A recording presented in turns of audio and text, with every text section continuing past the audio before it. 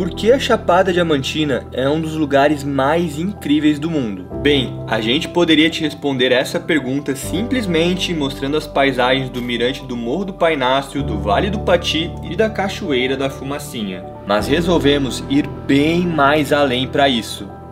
A Chapada Diamantina tem uma área equivalente a 41.000 km². E para vocês terem noção, essa área é semelhante ao tamanho total da Suíça. E faz a Chapada Diamantina ser maior do que mais de 60 países no mundo. Seria impossível mostrar um pouco do que essa região tem para oferecer fazendo um roteiro curto. Então, para te mostrar a Chapada Diamantina do melhor jeito possível, ficamos 20 dias explorando a região, fizemos mais de 12 trilhas, andamos cerca de 1.813 quilômetros de carro e mais de 240 quilômetros a pé, e pernoitamos em 8 bases diferentes. Se antigamente a Chapada Diamantina cresceu e recebeu esse nome devido ao intenso garimpo de diamante que aconteceu na região, hoje o turismo é seu diamante mais precioso. E neste documentário vamos te mostrar várias facetas da Chapada, das atrações mais clássicas até as menos conhecidas, da parte cultural marcante até as tristes histórias relacionadas ao garimpo, das trilhas mais acessíveis até os trekkings mais desafiadores, das coloridas cidades decoradas para o São João até a vila abandonada pelo tempo. Do fundo das misteriosas cavernas até o topo das montanhas mais altas do Nordeste brasileiro. E além, você vai conhecer com a gente um dos rios com a água mais cristalina que já conhecemos, alguns dos melhores cafés do Brasil, atrações que nem estão abertas ao público ainda. E acredite se quiser, até um cemitério. Tudo isso para te mostrar do melhor jeito possível o porquê acreditamos que a Chapada Diamantina é um dos lugares mais incríveis do mundo.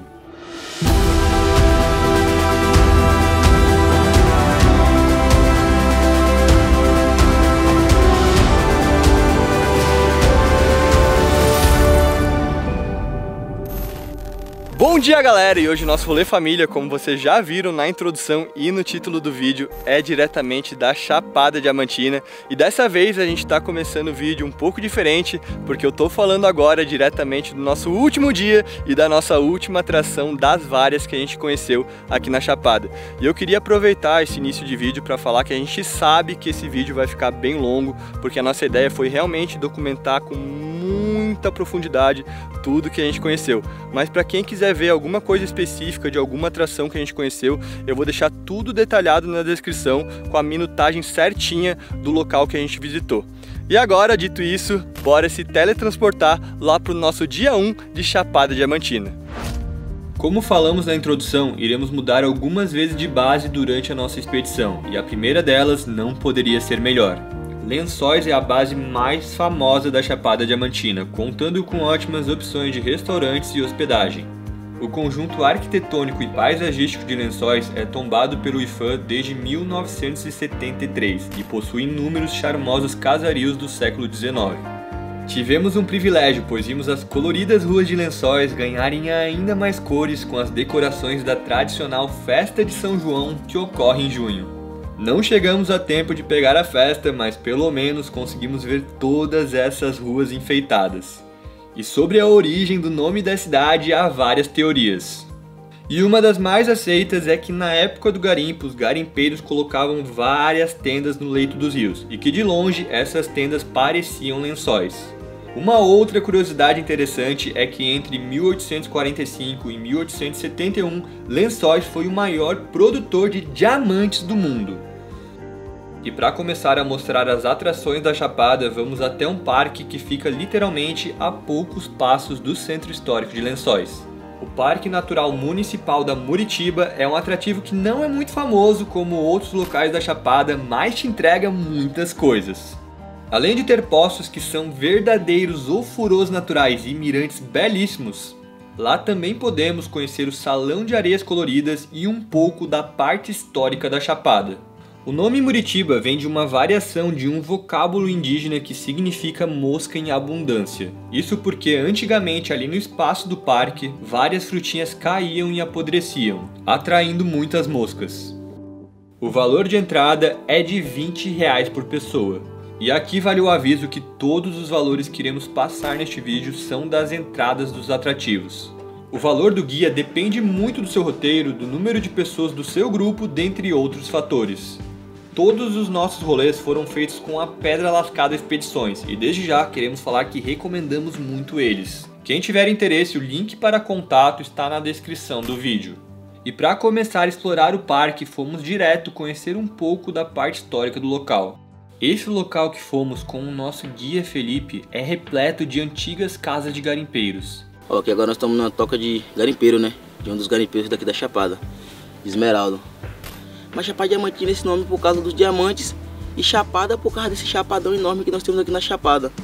Nesse momento começamos a entender um pouco mais sobre os impactos do garimpo para a Chapada, pois junto com o desenvolvimento econômico que teve na região, ele teve muito impacto social e natural. Mas isso vamos te contar com mais detalhes ao longo desse vídeo.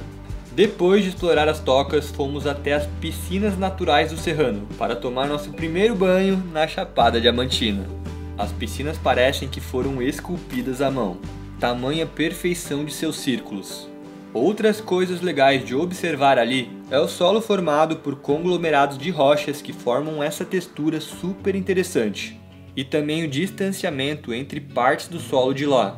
Banho tomado e seguimos para o Salão das Areias Coloridas. A partir deste momento do roteiro do dia é obrigatório estar com guia. O Salão das Areias Coloridas foi um lugar que nos impressionou bastante. Sinceramente, a gente não fazia ideia que existia um local assim na Chapada Diamantina. E agora, o nosso guia do dia, Felipe, vai nos explicar um pouco sobre ele. Nós estamos no Salão de Areias Coloridas, o Labirinto de Areias Coloridas. O único lugar da Chapada Diamantina que você vai encontrar é tonalidade de areia. Aqui ao lado, aqui, ó, dá para explicar um pouco sobre o garimpo. As rochas mais escuras ficam na parte de baixo. São mais pesadas, elas descem. Aí vem um pouco mais em cima a rocha mais clara. O diamante é encontrado nessa parte do cascalho. Aí vai subindo, subindo. Os garimpeiros desciam cavando aquela argila até chegar nessa parte do cascalho onde encontrava as pedras preciosas, que é o diamante. Depois do salão, fomos no Poço Halley. Lá tomamos um banho para se refrescar e dar aquela energizada no corpo para a sequência da trilha.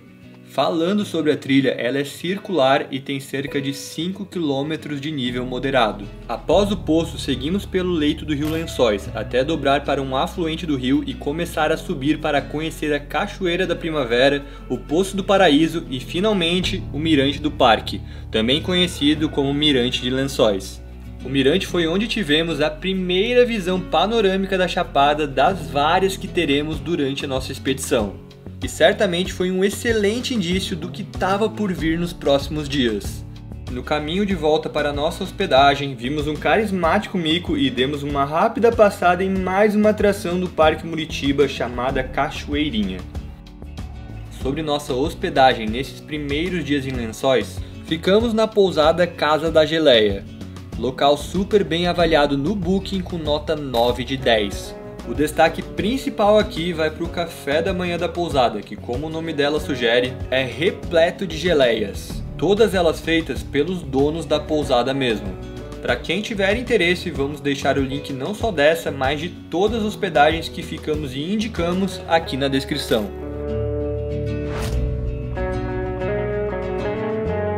Bom dia, galera, começando o nosso segundo dia aqui na Chapada e hoje de manhã a gente vai conhecer a Cachoeira do Mosquito. O valor de entrada aqui é R$40 por pessoa. E agora a gente está aqui no mirante, que a gente consegue ver a cachoeira da parte de cima, mas a gente vai fazer uma trilha de mais ou menos uns 30 minutos para ver a cachoeira lá da parte de baixo. A trilha para a cachoeira é considerada de nível fácil e tem cerca de 1,2 km. Chegamos aqui na parte baixa da Cachoeira do Mosquito, caminhada super tranquila, e não só a cachoeira, como todo o espaço daqui, tem uns paredões, e é muito linda. E uma curiosidade muito legal dela, que o Indy vai contar aqui pra vocês, é do porquê que o nome é Cachoeira do Mosquito, porque a gente pensou que era uma coisa e no fim que é outra, né? Então, a Cachoeira do Mosquito, ela tem esse nome bem específico devido aos diamantes encontrados não só aqui no leito do rio da cachoeira, como em toda a área da margem direita do rio e a trilha que você usa de fazer o acesso até chegar aqui na parte de baixo. Como eram diamantes muito pequenos, do valor comercial muito baixo, principalmente para a questão da joalheria, de transformar em joia, de polir a pedra, esses diamantes que são encontrados aqui, eles são tão pequenos no tamanho do mosquito. Daí a cachoeira ganhou esse apelido carinhoso de Cachoeira do Mosquito. Não é porque tem mosquito aqui, nem tem na verdade, né? Se vocês perceberam esses dias na Chapada, é uma região que a gente pede para trazer o repelente, mas é bem tranquilo. Bem tranquilo de mosquito. E agora bora aproveitar isso aqui, vou tirar agora a camiseta, entrar na água, sentir um pouco da energia desse local.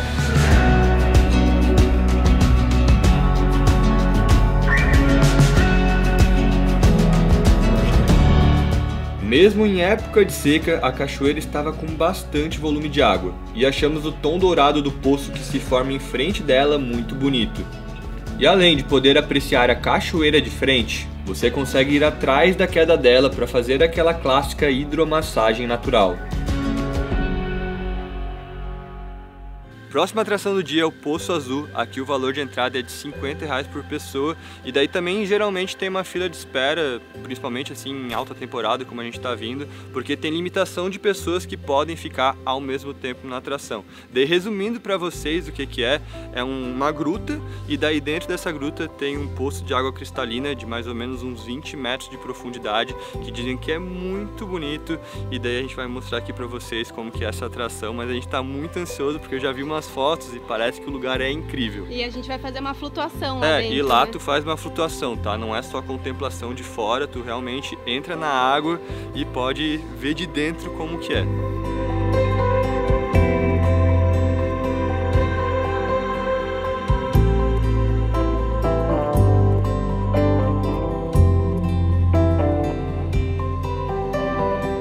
O Poço Azul é daqueles lugares que só estando ali pessoalmente para entender a sua real beleza, e aproveitamos muito bem o nosso tempo no local.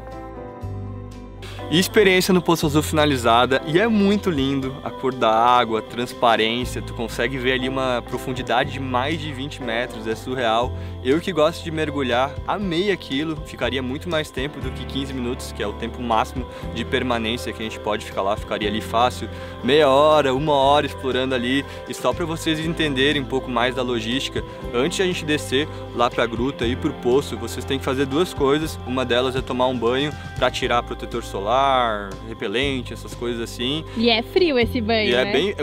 O banho é mais frio do que a água lá do poço. E a outra coisa é que vocês recebem um colete.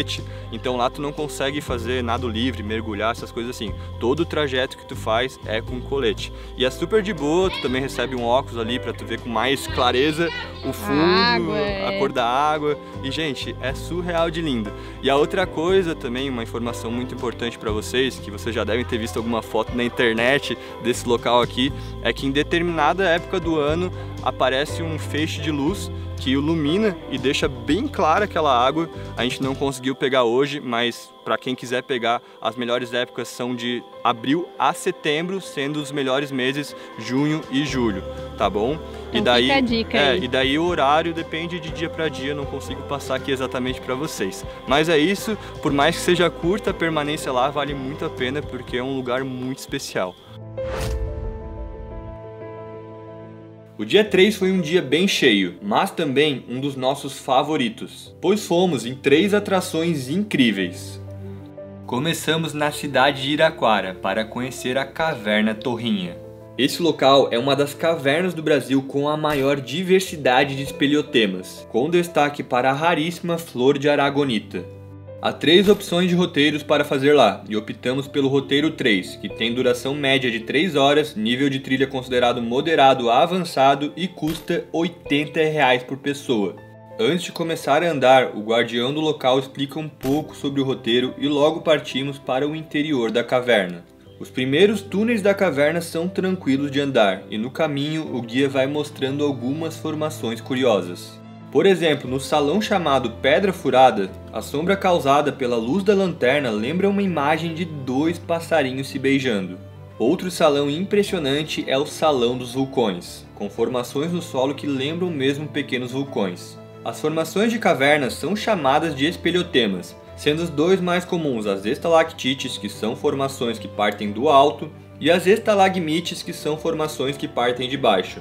Ambas são formadas a partir do gotejamento de água das fendas das paredes das cavernas de rocha calcária. E depois de ver várias dessas incríveis estalactites e estalagmites, vamos praticamente rastejando rumo ao Salão Branco, onde há abundância de outro tipo de espeleotema, chamado de elictite.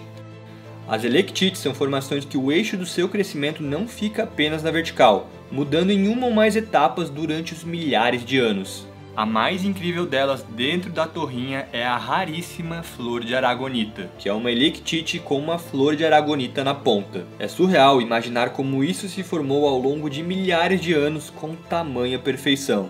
E sem dúvidas, a torrinha é uma das cavernas mais impressionantes que já fomos, com formações das mais variadas formas e tipos, sendo algumas super curiosas, como essa que lembra uma bota, essa que é praticamente uma réplica em miniatura da Chapada, e também as bolhas de calcita.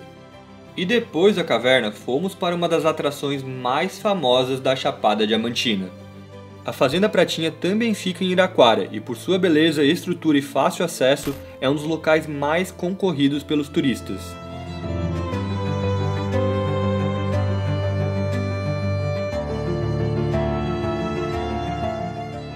O valor de entrada é de R$ 80 por pessoa e dá direito a mergulho no Rio Pratinha e contemplação na Gruta Azul e na Gruta Pratinha.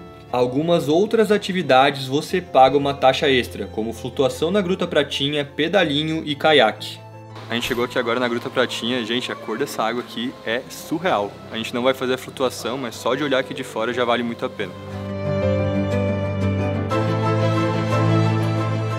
A cor da água do Rio Pratinha realmente é uma das mais impressionantes que já vimos. E ela fica com essa clareza pela grande concentração de calcário encontrado no fundo do rio, o que ajuda a limpar a água. A tonalidade da cor varia conforme a luz do sol, podendo variar entre verde, prata ou azul. No dia que fomos, ela estava muito azul e com uma visibilidade impressionante. Para finalizar esse dia incrível com chave de ouro, fomos realizar um sonho de vida em um dos lugares mais lindos que já vimos com nossos próprios olhos. Galera, chegamos aqui no Mirante do Pai Inácio e só queria dizer que isso aqui é um sonho pra mim. Antes do projeto Rolê Família, eu sempre quis vir aqui e ver essa paisagem, e tá vendo isso aqui agora e tá compartilhando com vocês é muito gratificante. Então, meu muito obrigado por todo mundo aí que nos acompanha, que torce pela gente. E agora a gente vai ficar aqui apreciando esse pôr do sol que tem tudo pra ser um dos mais inesquecíveis da nossa vida.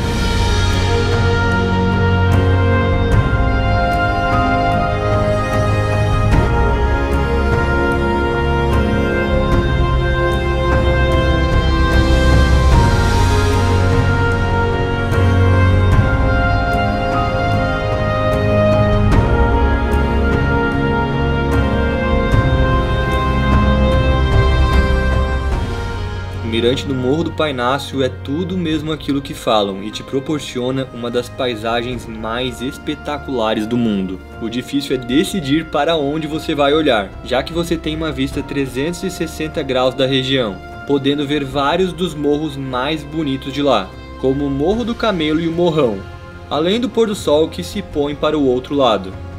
Por vídeo dá para imaginar a beleza desse local, mas estar ali pessoalmente, sentindo o vento bater no nosso corpo e vendo o sol baixar deixando os paredões com um tom alaranjado, foi uma memória que iremos levar para o resto da vida. Uma curiosidade legal é sobre a origem do nome do morro. Segundo a lenda, Pai Inácio era um escravo que namorava escondido a filha de um coronel. Ao descobrir o romance, o coronel mandou capangas atrás de Pai Inácio. Então, na sua fuga, ele teria subido o morro e, sem saída, pulou de lá com um guarda-chuva aberto e nunca mais foi visto. Diz a tradição que ele saiu vivo de lá, mas isso a gente nunca vai saber. E só antes de finalizar nosso dia 3, duas informações importantes sobre o mirante. O valor de entrada é de R$ 12 por pessoa e é necessário fazer uma trilha de nível leve para moderado de cerca de 25 minutos para chegar ao local.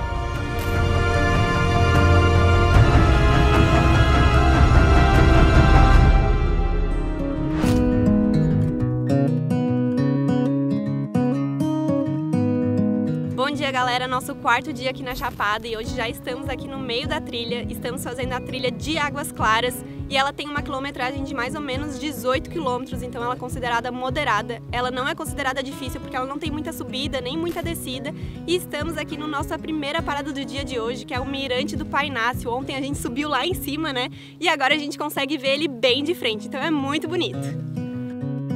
Apesar do longo trajeto de trilha, no caminho a gente é altamente entretido com a paisagem, principalmente com a vista para o morrão, que ia se aproximando e ficando maior a cada passo.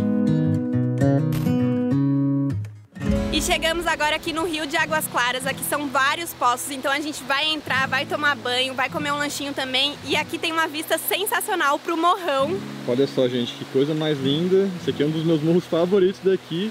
E a cor da água aqui das piscinas naturais, né, do rio, é tipo um Coca-Cola, assim, mas ela é bem transparente. Daí tem esse poço aqui que tem a vista do morrão e um pouquinho mais para a direita tem um poço um pouco melhor para mergulhar, né, porque ele é mais fundo. É o principal, mas como aqui é um pouco mais reservado, vazio, a gente optou por ficar por aqui mesmo.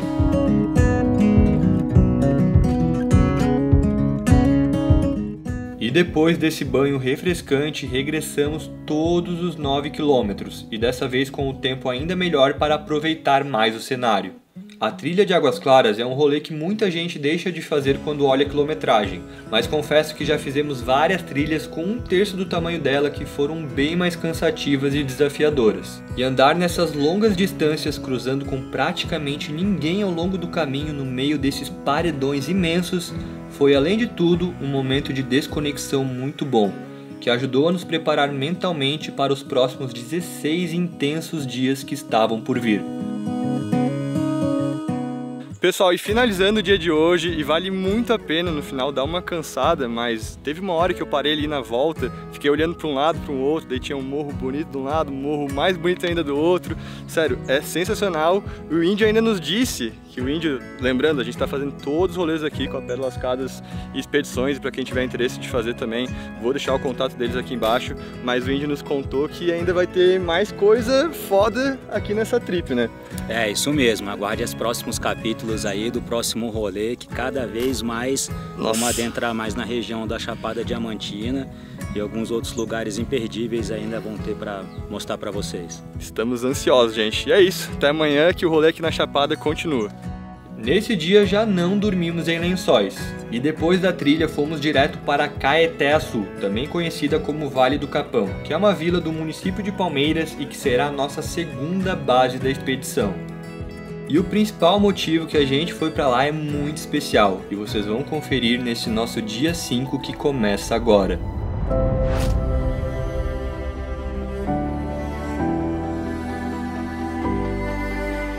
Bom dia, galera! Começando o nosso 5º dia aqui na Chapada e hoje a gente vai conhecer uma das maiores cachoeiras do Brasil, que é a Cachoeira da Fumaça. A gente vai fazer uma trilha de mais ou menos 12 quilômetros de ida e volta para conhecer ela por cima. Também tu consegue conhecer ela por baixo, mas daí é um trekking bem mais longo, de mais ou menos uns 3 dias. Então esse a gente vai deixar para uma outra oportunidade. E sobre a trilha, ela é um pouco mais curta do que a de ontem, mas dizem que ela é um pouco mais complicada também, né? Os 2 primeiros quilômetros aqui, eles são só de subida. E então, dizem que é bem íngreme, Dizem que né? é bem íngreme, então bora começar porque o dia vai ser longo. Os primeiros cerca de 2 quilômetros são realmente cansativos, com trechos bem inclinados. Mas para ficar mais tranquilo, fomos fazendo algumas paradas para contemplar a vista, que para variar era linda demais. Depois chegamos em um platô e andamos mais cerca de 4 quilômetros em um trecho que é praticamente sem obstáculos. E após tudo isso, finalmente chegamos à impressionante Cachoeira da Fumaça.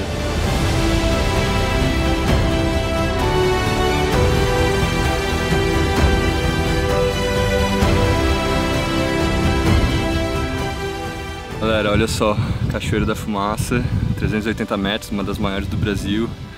Tô deitado naquela pedra famosa que todo mundo vem. Olha só essa vista, que absurdo. Muito linda. A cachoeira não estava com muita água, mas mesmo assim estava belíssima.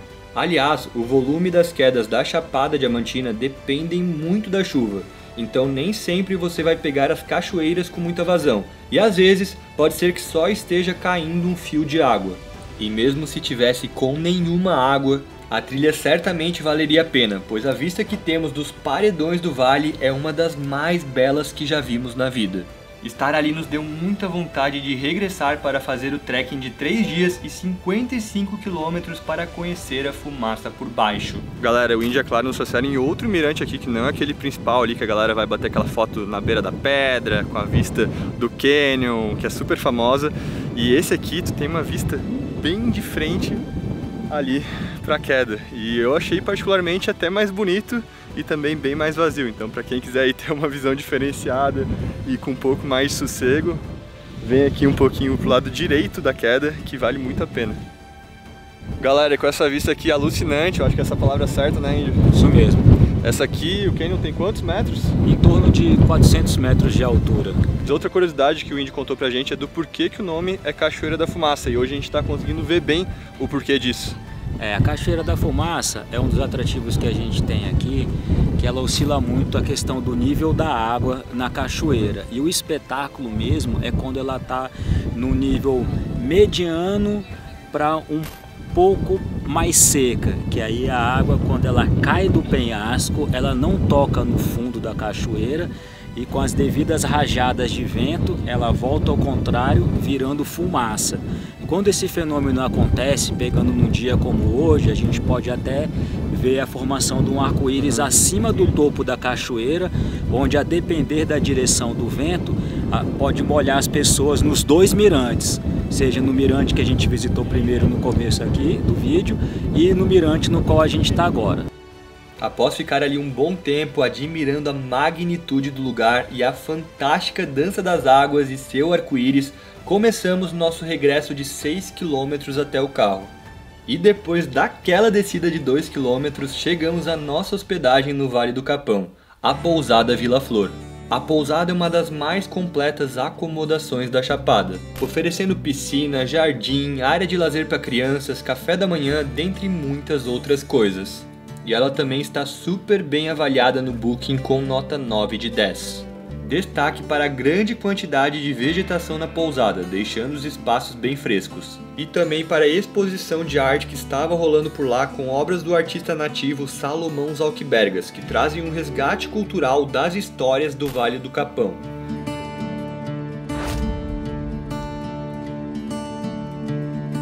Nosso sexto dia, digamos que foi um dia mais ou menos livre. Pela manhã fomos bater perna no centrinho do Capão, e felizmente era domingo e estava rolando a famosa Feira do Capão. A feira é um local perfeito para entender um pouco mais do estilo de vida e da vibe mística do vale. Por muitos, o Vale do Capão é considerado um santuário ecológico e atrai muitas pessoas em busca de uma cultura alternativa.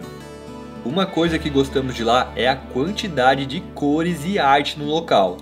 Cada local que você olhava via uma história diferente sendo contada através das pinturas. E depois de conhecer um pouco do vale, pegamos o carro e partimos em direção à nossa terceira base, a cidade de Piatã. A partir de agora, iremos explorar alguns lugares da Chapada que não são muito conhecidos. Aproveitando o caminho de cerca de 3 horas, queria falar que dirigir na Chapada Diamantina foi uma das coisas que mais gostamos. Apesar das longas distâncias, no caminho a gente ia apreciando os diferentes visuais e relevos que iam aparecendo no percurso. E sobre Piatã, ela é dona de alguns recordes. Piatã é a cidade com a maior altitude do Nordeste brasileiro, com cerca de 1.268 metros em relação ao nível do mar. E também é considerada a cidade mais fria do estado da Bahia, com uma média no inverno de 12 graus, sendo a temperatura mais baixa já registrada de 1,2 graus. Inclusive, junto com o portal da cidade fica um termômetro, mas no dia que fomos não estava tão frio assim. E só para não falar que a gente não fez nada de turístico hoje, como a gente chegou um pouco cedo em Piatã, a gente veio conhecer a Cachoeira do Coxó. Ela fica mais ou menos uns 30 minutos do centrinho lá de Piatã, e daí chegando aqui no estacionamento é uma caminhada muito de boa, mais ou menos uns 5 minutos para chegar tanto na parte baixa da cachoeira quanto na parte alta que a gente está aqui agora. A queda d'água principal da Cachoeira do Coxó tem 12 metros e um poço bem grande. Já a parte de cima tem vários pequenos poços e lugares para fazer aquela hidromassagem natural, como esse buraco que foi meu lugar favorito do dia.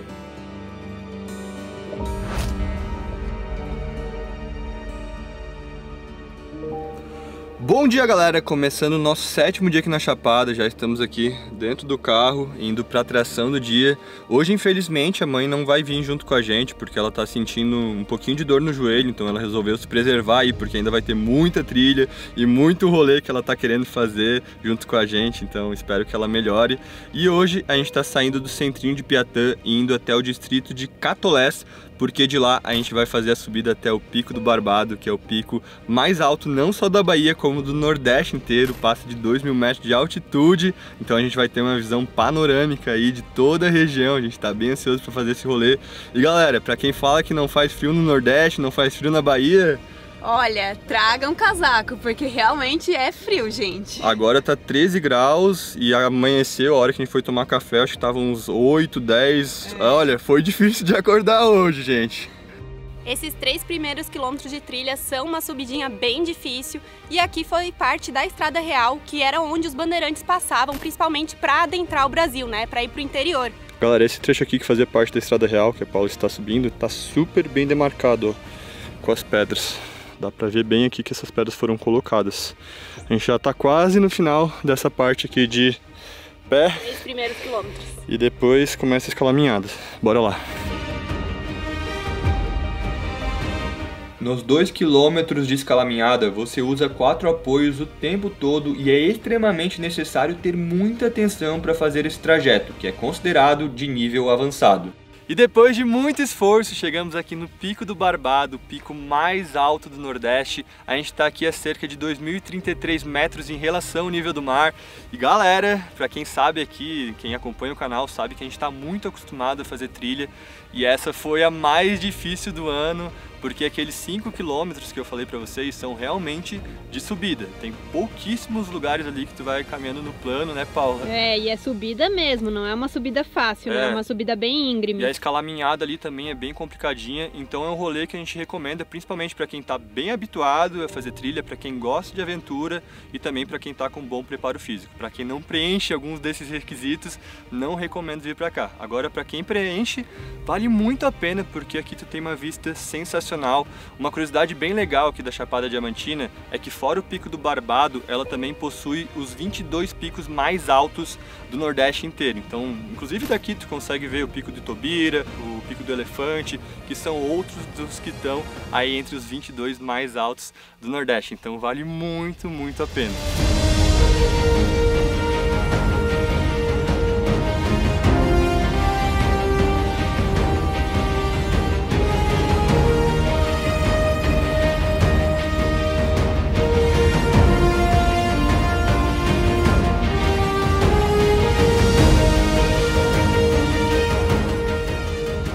E agora, além de ficar apreciando essa vista maravilhosa, 360 graus daqui de cima, a gente também vai descansar um pouco, porque depois tem toda a descida, a gente também vai se hidratar e também fazer um lanchinho. Então a gente trouxe essas barrinhas de proteína aqui da Bold, porque além de elas serem muito gostosas, elas também são super proteicas, e comendo uma, duas dessas aqui, já mata bem a fome e daí tu aguenta até a gente voltar lá pra realmente carro, né? Comer uma comida. E essa aqui é de trufa de chocolate, uma das minhas favoritas. E lembrando que a gente tem cupom de desconto do Rolê Família, vou deixar ali embaixo o site deles e também nosso cupom Rolê Família para quem tiver interesse de provar.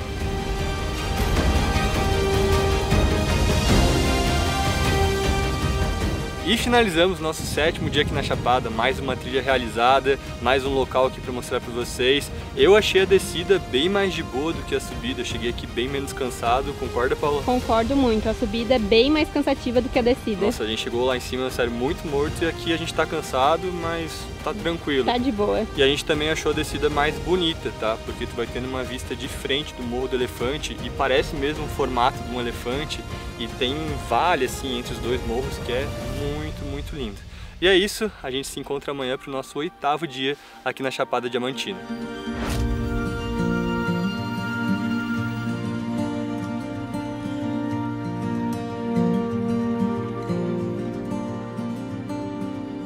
Bom dia, galera, começando o nosso 8º dia de Chapada e hoje vai ser um dia um pouco mais light. Agora pela manhã a gente vai conhecer um pouco da parte histórica aqui de Piatã e depois vocês vão entender um pouco do porquê disso. E depois a gente vai conhecer 2 fazendas de café, porque Piatã, além de ser a cidade mais alta e também a mais fria aqui do Nordeste, inclusive hoje está mais frio do que ontem, aqui também é considerada a cidade do café. São produzidos aqui alguns dos melhores cafés do Brasil e a gente vai experimentar e mostrar tudo aqui pra vocês. A gente tá agora com o Ricardo, que é secretário de turismo aqui de Piatã, e a gente tá aqui na Serra do Gentil, porque aqui tem algumas inscrições rupestres, né? Então tem coisas aqui de quantos anos atrás? 7.000 anos. Bom dia também para todos, um prazer recebê-los aqui. E nós estamos aqui numa região que se chama Vale dos Três Morros, uma região riquíssima em nascentes e também em pinturas rupestres. E aqui é a pintura rupestre do Morro do Gentil, datada de aproximadamente 7.000 anos, e registra, né, a passagem de vários grupos aqui. E grupos também indígenas, como pinturas que vocês podem ver aqui, que são pinturas de mãos, que caracteriza a passagem de grupos indígenas também. Eu particularmente, antes de vir aqui pra Chapada, nem fazia ideia que tinha inscrições rupestres aqui nessa região e fiquei surpreendido, né, com o detalhe que são as coisas, as mãos ali indígenas são bem fortes e eles faziam isso basicamente com frutas, né? Com frutas, com pigmentação de pedras, né? E a gente tem algumas cores características, que é o vermelho, o amarelo, o preto e o branco, né? Eles usavam essas cores para expressar uma verdadeira arte, na verdade, né? De animais, de regiões e até de grupos mesmo que eles tinham mais contatos. Visita super interessante, bem diferente para fazer aqui na região, e para quem tiver interesse vou deixar o contato do Ricardo aqui na descrição, daí ele vai conectar vocês com algum guia aqui da região para vir conhecer esse local aqui com vocês. E infelizmente uma coisa que está acontecendo aqui em vários outros locais do Brasil é que a galera tem uma mania muito feia de riscar os seus nomes nas rochas, né? Então aqui tem uma parte histórica, tem a parte da natureza, da cultura aqui do local, da região, né, do Brasil, e daí a galera vai lá e tem, enfim, pessoal, vai degradando, né? Vai degradando aqui o meio ambiente, vai degradando um pouco da história, infelizmente. Então, só um pedido aqui para vocês também, ajudem a preservar a natureza, tá? Não fiquem riscando pedra, não fiquem jogando lixo e qualquer outra coisa desse tipo, porque isso vai estragando um pouco do nosso mundo aqui, também um pouco da nossa história e da nossa cultura.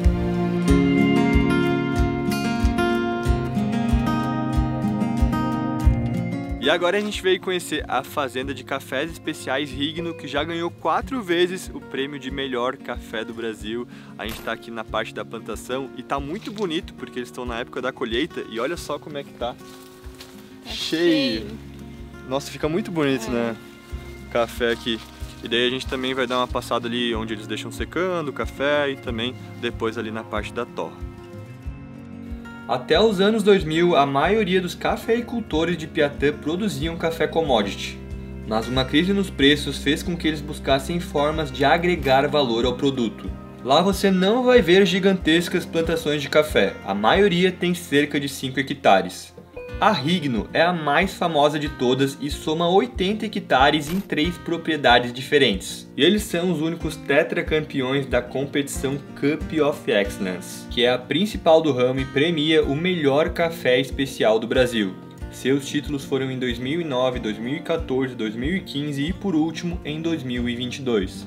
Mas para vocês terem noção da qualidade dos cafés de Piatã, no concurso de 2016 na categoria Pulp and Naturals, 9 das 10 primeiras colocações da competição foram para cafés produzidos em Piatã. E realmente o café é muito bom.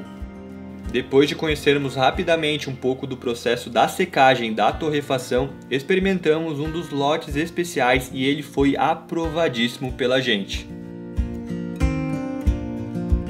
E o segundo café do dia que a gente vai estar visitando e mostrando para vocês é o Café Taperinha, e diferente lá do Café Rigno, que a gente fez uma visitação livre, aqui a gente vai estar fazendo uma visitação guiada, então vai estar uma pessoa junto com a gente explicando um pouco mais sobre a fazenda, sobre a plantação, sobre a colheita e sobre todos os outros processos para chegar no café, no produto final que a gente bebe e adora. O Café Taperinha é produzido na Fazenda Riacho da Tapera, um local bem agradável pertinho da Serra da Santana. No tour guiado pelo simpático Theo, dono da propriedade, conhecemos a fundo o processo de fabricação do café Taperinha, que também já esteve entre os 10 melhores cafés especiais do Brasil. Essas questões de clima, tempo, favorecem também a produção dos cafés especiais. E a gente fala também que a questão da produção de cafés especiais não só pode depender do clima e da lavoura, né? Nós, seres humanos, também somos responsáveis por toda essa cadeia até chegar lá naquela xícarazinha do seu expresso que você tanto gosta, né? Então a gente vai descer para começar sobre a fazenda lá embaixo, mostrar como é o nosso processo de irrigação, como a gente conduz as plantas, tá bom? Observando todo o cuidado dele no plantio, na colheita, na secagem, na separação dos grãos e principalmente observando o brilho no olho quando ele falava do café que produzia ali, entendemos que os cafés de Piatã não têm essa qualidade apenas pela sua posição geográfica privilegiada, mas principalmente pelo amor que os produtores colocam em sua produção. Aí depois a gente vai para a parte de peneira, depois a gente vai para a parte de densidade e depois a gente vai para a parte da eletrônica, que é tirar todos esses defeitos. Sim. E a gente, como é super chato, nojento e tal, a gente ainda faz a catação manual para não passar nada. É mesmo? Quase ao final da visita, tivemos a experiência de comparar os odores de um café normal com um café especial. E olha só a nossa reação. Totalmente diferente, dois mundos diferentes aqui. E para finalizar a nossa visita a Piatã da melhor maneira possível, o Theo preparou um café da tarde que estava sensacional. Para quem tiver interesse em fazer essa visitação, vamos deixar o contato para agendamento com a Taperinha aqui na descrição do vídeo. E depois desse café, pegamos estrada rumo à nossa quarta base da expedição, a encantadora Rio de Contas. Rio de Contas é considerada uma das primeiras cidades planejadas do Brasil, sendo criada pela coroa portuguesa por meio da Provisão Real de 1745 para melhorar o controle de ouro aluvional e garantir o pagamento do quinto.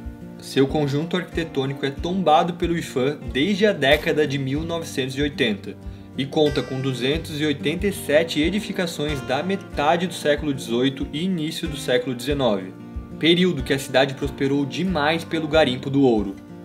Mais tarde, em 1844, a cidade entrou em declínio pela descoberta de diamantes em Mucugê. De todas as cidades que visitamos, achamos Rio de Contas a mais charmosa. As ruas e praças são bem largas e os casarões estavam muito bem conservados.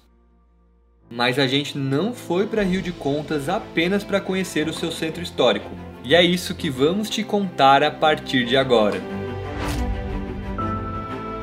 Nono dia aqui na Chapada começando e já estamos aqui no meio de mais uma trilha. Hoje a gente vai conhecer o Pico das Almas, que também é um dos mais altos aqui do Nordeste.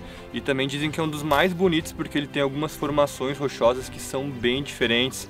E eu espero que a gente se aqueça aqui ao longo da trilha. A gente vai fazer agora 6 km de ida, depois 6 km de volta. Também tem uma escalaminhada um pouco mais perto do final. Porque, gente, hoje de todos os dias até então é o dia mais frio. A gente tá até com um casaco grosso aqui. Então bora lá começar porque ainda tem muito chão pela frente. São cerca de 4 km de caminhada do começo da trilha até a base do pico. Há vários aclives no começo, deixando a trilha de nível moderado. Com cerca de 2 km de trilha, começamos a ver os afloramentos rochosos que tornam a paisagem desse local algo que parece que saiu de um cenário de filme. O ápice dessa sensação é no chamado Vale do Queiroz. Lá paramos um pouco para admirar essas formações rochosas pontiagudas super curiosas e depois seguimos em direção ao cume do Pico das Almas. E antes de chegar no cume, a gente fez uma pausa aqui na trilha num local que eles chamam de Portal das Almas, que é essa formação rochosa aqui que lembra um portal, tem uma pedra pendurada ali que ninguém sabe como foi parar ali, é super curioso. E sobre a trilha até agora, ela é muito bonita, tá? De todas as trilhas que a gente fez no Brasil até então, ela é uma das mais diferentes, né, Paula? Porque esse visual, né, das pedras pontiagudas, assim, é muito surreal. Eu não lembro de ter feito uma trilha aqui no Brasil que seja parecida com essa, então é uma coisa muito única. E só agora, aqui no último quilômetro, que ficou um pouco mais complicado, uma caminhada um pouco mais técnica, que tu tem que usar um pouco mais a mão, mas a gente tá indo devagarinho e indo sempre. E sempre. E agora a gente vai continuar aqui a nossa subida para chegar lá no cume, aproveitando que o tempo tá começando a abrir. Bora. Faltando cerca de 1,7 km para o cume, ao mesmo passo que a paisagem vai ficando cada vez mais impressionante, a trilha também começa a ficar bem mais complicada, sendo necessário o uso de 4 apoios em muitas partes e atenção redobrada nas instruções do guia. E chegamos agora no Pico das Almas, mais um pico da Chapada para mostrar aqui para vocês. A gente está agora a cerca de 1958 metros de altitude em relação ao nível do mar, e sobre o final da trilha aqui, os últimos 500, 800 metros mais ou menos, é a parte mais complicada de todo o rolê, tá? É uma escalaminhada bem técnica, tu tem que ir com bastante calma, bastante atenção. Inclusive, não recomendo fazer esse rolê sem guia, tá bom? E igual eu falei lá no Pico do Barbado, aqui também é um rolê que vocês têm que estar com bom preparo, estar habituado a fazer trilha e principalmente gostar de aventura. E para quem preenche esses requisitos, eu recomendo muito vir até aqui, porque a vista é sem dúvidas uma das mais únicas da Chapada Diamantina.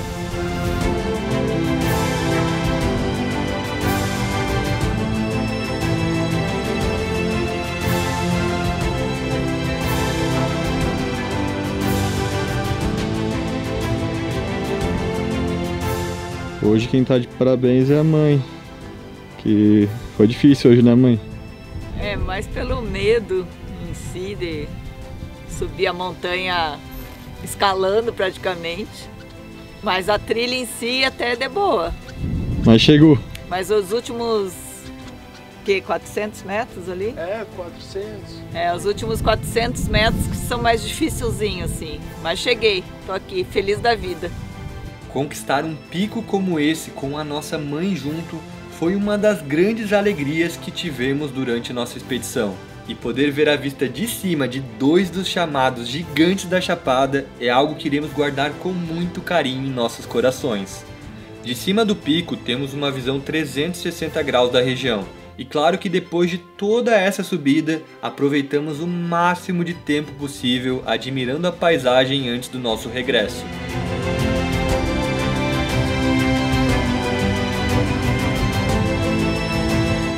Já estamos aqui no meio do nosso regresso, a gente parou de novo aqui no Vale do Queiroz para bater umas fotos, agora que o tempo tá bem bom, a luz tá boa, também tá um céu azul ali no fundo. E é isso, galera, a gente curtiu muito a trilha de hoje, e daí amanhã a gente se encontra para continuar o nosso rolê aqui na Chapada, e amanhã vai ser o quê? O 10º dia, gente. É, 10º dia já aqui na Chapada. Primeira vez aqui no canal que eu falo que a gente vai pro 10º dia, então aguardem que amanhã vai ter mais uma trilha e mais um local incrível aqui da Chapada para mostrar para vocês.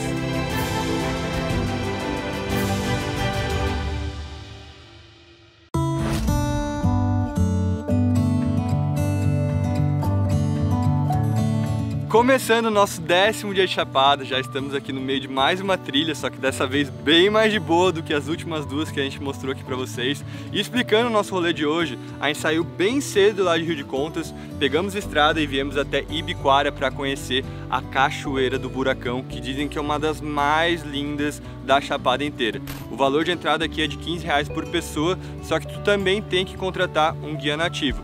E a gente está fazendo esse rolê hoje junto com a Neilza, que é parceira da Pedra Lascada. Inclusive, vou deixar o contato deles aqui na descrição para quem tiver interesse. E dizem que essa trilha é bem tranquila, tem mais ou menos 6 km total, né? 3 de ida, 3 de volta. No caminho tu vai parando em alguns mirantes, daí no final lá tu tem a Cachoeira do Buracão, tu pode conhecê-la por baixo e também por cima. Então bora lá, o dia não tá muito bom, mas vamos tentar aproveitar o máximo possível. Grande parte da trilha para conhecer a Cachoeira do Buracão por baixo é tranquila mesmo, e no caminho você passa por outras cachoeiras e atrativos. Bem próximo do final tem uma descida que já é mais complicada e exige mais atenção. Agora a última parte para conhecer a Cachoeira do Buracão por baixo é ir nadando até ela, então agora tem um trajeto de mais ou menos 60 metros que a gente vai colocar um colete, vai pular nessa água que deve estar congelante e vai até a Cachoeira do Buracão. O nado até o buracão é feito no meio desses paredões belíssimos. No caminho a gente não consegue ver a queda, apenas consegue escutar o barulho dela. E isso de certa forma vai criando um clima de expectativa muito legal. E quando finalmente chegamos lá, nos deparamos com uma das cachoeiras mais lindas que já vimos na vida.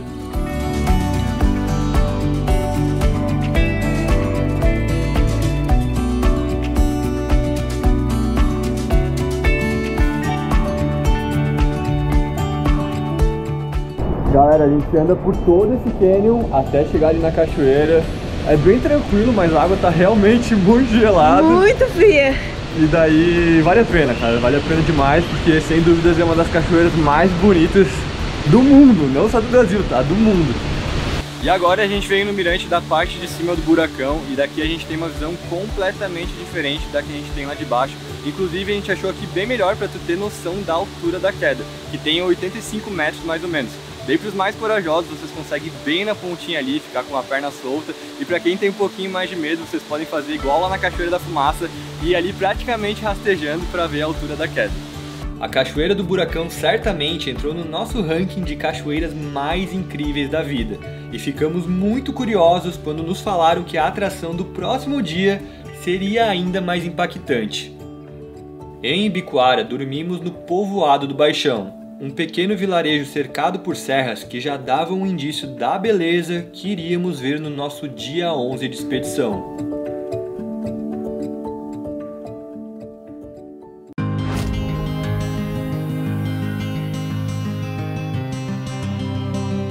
Bom dia, galera! Começando o nosso 11º dia de Chapada e hoje era um dos dias que a gente estava mais ansioso para gravar e mostrar aqui para vocês, porque a gente vai conhecer a Cachoeira da Fumacinha, que muita gente nos falou que é a mais bonita da Chapada e eu já ouvi também até falarem que é a mais bonita do Brasil.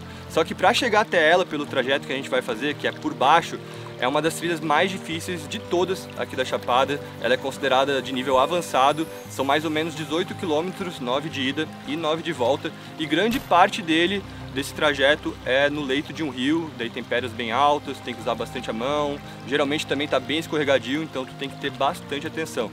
E a gente vai fazer hoje com o guia Neilton, tá? Ele é nativo aqui também e daí ele vai nos levar até lá. A trilha para chegar à Fumacinha realmente é desafiadora. Os primeiros quilômetros são mais tranquilos, com uma travessia de rio que não precisa tirar a bota. E a partir do local onde temos que tirar os calçados para atravessar um trecho que o negócio começa a ficar mais difícil. Umas partes vamos pelo meio da mata com muita atenção com as raízes, mas a grande maioria andamos pelo leito do rio. Alguns trechos são bem estreitos e outros você tem que usar as mãos para subir nas pedras. A parte que achamos mais complicada mesmo foi o final, onde temos que colocar o pé exatamente onde nosso guia Neilton falava pra gente colocar.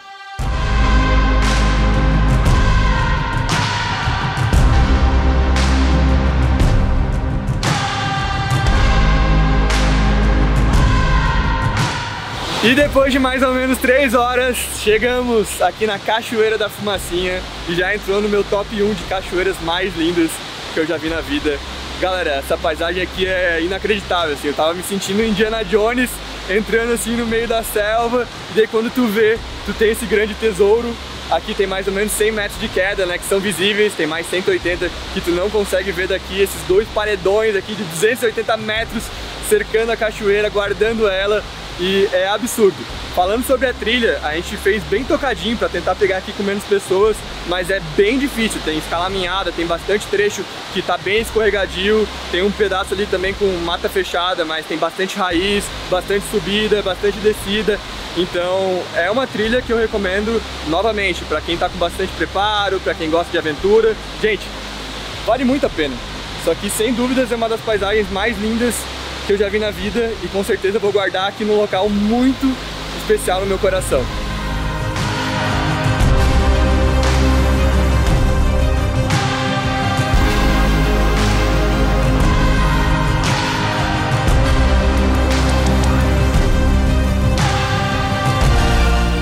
E agora eu vou fazer uma coisa que é só para os corajosos, mas estando aqui eu tenho que fazer, que é entrar no poço aqui da Cachoeira da Fumacinha. Parece que a água está congelante, mas eu vou levar você junto lá comigo para mostrar a cachoeira de um ângulo diferente.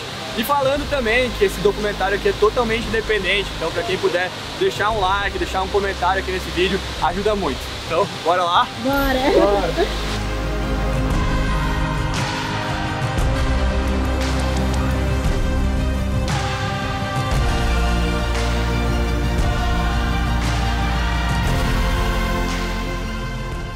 Dava vontade de ficar o dia inteiro admirando a fumacinha, mas infelizmente tínhamos que voltar os 9 quilômetros em segurança e sem pressa. E uma parada que muita gente faz na volta, na Cachoeira do Encontro, principalmente quem não tomou um banho lá na Cachoeira da Fumacinha, vem e toma um banho aqui na Cachoeira do Encontro, porque a água é um pouco mais quente, menos fria, pra falar a verdade, né? E aqui também bate um solzinho, como agora, então fica um pouco mais agradável para quem quiser dar um mergulho aqui, sentir um pouco das águas aqui desse local. E o nome Cachoeira do Encontro é porque o local fica bem no encontro de dois canyons e o visual aqui é muito bonito, como vocês podem ver aqui no meu fundo.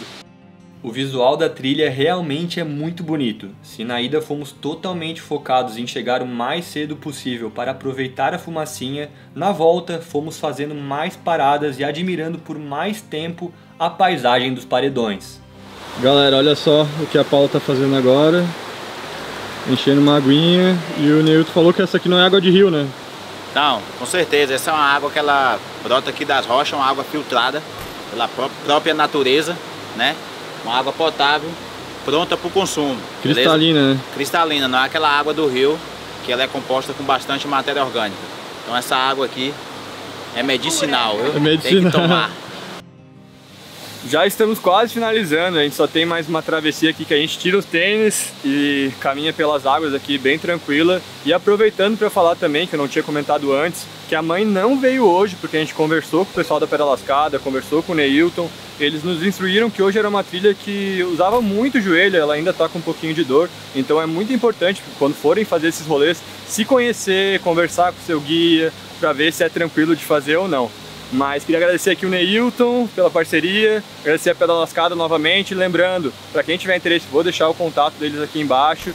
E, gente, vale muito a pena esse rolê, a gente vai se despedindo por hoje, mas sem dúvidas nenhuma é um dos lugares mais incríveis, lindos, maravilhosos que eu já vi na vida.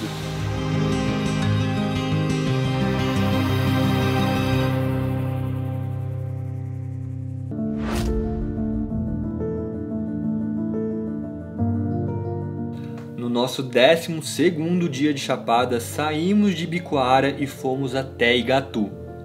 Igatu é um distrito da cidade de Andaraí, mas pelo seu tamanho também é chamado carinhosamente de Vila de Igatu. E é aí que vamos te mostrar um pouco das histórias reais do garimpo. A Vila de Igatu é apelidada por vários veículos de comunicação como Machu Picchu brasileira, e até o IFAM chama o local de Machu Picchu baiana, mas sinceramente achamos que não faz sentido algum. O apelido é devido à pequena semelhança das casas de pedras abandonadas, mas fora isso, todo o contexto histórico é diferente, as mãos que ergueram as casas são totalmente diferentes e a paisagem também. Igatu tem seu charme próprio e não precisa ser comparado com nenhum local. E agora vamos te contar um pouco das histórias dessas ruínas. A gente está aqui agora com o LP, que vai ser o guia do dia. Primeiro, obrigado pela parceria. Eu agradeço. E conta um pouco da história desse local que a gente está aqui agora, porque é uma história muito interessante, né? Esse aqui é um bairro chamado Luiz dos Santos, né? Conhecido assim pelos locais por Luiz dos Santos, mas ele é conhecido assim fora, assim, Brasil afora, como Ruínas, ou bairro fantasma, ou cidade fantasma, que é um bairro que ele foi tão grande assim na época do apogeu diamantífero de Igatu, quando Igatu chegou a ter mais de 9 mil habitantes, que segundo os antigos que pegaram isso aqui ainda com pessoas habitando, morando nas suas casas, eles falam que era um bairro que ele se tornou-se até independente, assim, ele tinha a feirinha deles, tinha seu movimento. Esse bairro ele chama muita atenção pela sua organização das casinhas, que tudo bem arrumadinho, uma parede meia, né? Sim. Todo mundo dividia, e ele é muito grande, ele segue aqui por mais uns 5,5 km, que vai dar lá perto do asfalto, e ruínas por todo esse bairro. Igatu como todo, né? Chegou a 9 mil habitantes mais ou menos, e hoje 444, né? Eu achava que tinha quase 150, mas é isso, no seu auge, Igatu chegou a morar mais de 9 mil habitantes. Onde você olhava aqui num raio de 7 km, tinha pessoas habitando em busca do diamante ali na luta, né, diária, que infelizmente a história hoje é contada de uma forma alegre, mas a gente sabe que Igatu, na sua extração de diamante, por ser uma cidade tomada assim por coronéis, a classe baixa, né, que moravam nessas toquinhas assim mais escondidinhas, essas casinhas mais simples, sofreram muito para erguer isso aqui. E teve a sua decadência ali em 1970, depois de mais de 100 anos de exploração, de mais de 9 mil habitantes, chegou a morar menos de 200 habitantes. Aqui a exploração do garimpo começou ali por 810, 820 já tinha. Daí teve o auge em... O auge, ele foi ali, a partir de 850 já começou a digar que ali, digamos que Igatu já estava naquele auge. Em 1970, decadência total. E agora a gente vai conhecer um local que é chamado de Gruna do Brejo. Esse local que era um local de garimpo, só que era um garimpo um pouco diferente, porque a maior parte do garimpo era exposto ao sol. E esse aqui era um garimpo subterrâneo. E só falando também que gruta é quando a caverna ali é formada pela natureza. E gruna é quando o buraco ali é formado pelo homem. E também dizem que aqui tu entende um pouco mais da história do garimpo de forma real. E a gente vai lá conhecer e mostrar essa história um pouco para vocês. Na gruna, o guia vai iluminando todo o caminho com velas e você chega até um salão principal com esculturas feitas de argila representando as famílias que trabalhavam e morreram no local. Essa foi uma das partes mais emocionantes da nossa expedição. Naquele cenário escuro, iluminado apenas por velas, o guia conta sem nenhum eufemismo o que foi o garimpo por ali. As condições de trabalho, se é que podemos chamar assim, eram desumanas. Insalubridade, carência na alimentação, doenças, falta de oxigênio, dentre muitos outros fatores. A maioria dos garimpeiros trabalhavam até a morte em busca de um diamante que nunca vinha. E se caso o encontrassem, o diamante era tomado pelos coronéis. Mesmo com a abolição da escravatura em 1888, o trabalho escravo perdurou por mais muito tempo no garimpo. É bizarro e triste pensar que isso aconteceu relativamente há poucos anos atrás. E mais bizarro ainda é ver notícias que ainda existem casos de escravidão no Brasil e no mundo em pleno século XXI. Além disso, foi falado sobre o impacto ambiental do garimpo.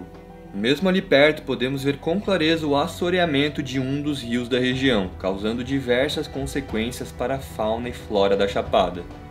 Essa parte da história é pesada, mas necessária, e nos faz ter mais empatia e respeito com tudo que estamos conhecendo na Chapada. E depois desse momento, fomos conhecer o centrinho de Igatu, que é pra lá de charmoso e colorido. A gente estava dando uma volta no centrinho e paramos aqui na principal pracinha da cidade, que é a Praça José Gomes da Silva, e o LP estava nos comentando que o nome aqui da vila de Igatu nem sempre foi esse, né? Exatamente, Igatu por muito tempo foi conhecida como Xique-Xique de Igatu. E com o passar dos tempos, a própria população daqui descobriu que tem um Xique-Xique aqui na Bahia, inclusive. Aí esse nome foi começando a ser esquecido e ficou só Igatu, que hoje no Tupi-Guarani, né, significa água boa. Aí vem a pergunta, tem muita água aqui? Eu falei, tem muita. Igatu é cercada por nascentes e rios. E a gente tem um diferencial, que a gente tem duas águas, que é a água vermelha, que é aquela escura, que a galera se assusta com a coloração dela, que parece um rio de Coca-Cola. Que tudo, isso é sujeira, não é, muita matéria orgânica. E a gente tem a água cristalina, que nada mais é do que a água vermelha filtrada. Porém, a vermelha assusta pela coloração da água. Achamos muito legal que a vila respira arte. Conseguimos notar isso com a quantidade de galerias e também com os vários detalhes na decoração das casas. Por lá, demos uma passada para conhecer um icônico morador da vila. O carismático Seu Amarildo é conhecido nacionalmente por ser o maior fã da Xuxa no Brasil. E ele também é responsável pelo censo demográfico da vila de Igatu. E o mais impressionante é que ele faz tudo à mão. E depois de caminhar mais um pouco pela pequena vila, fomos para a nossa hospedagem. Em Igatu nos hospedamos na Casa Ecos, uma imensa casa feita de pedras que fica em uma montanha.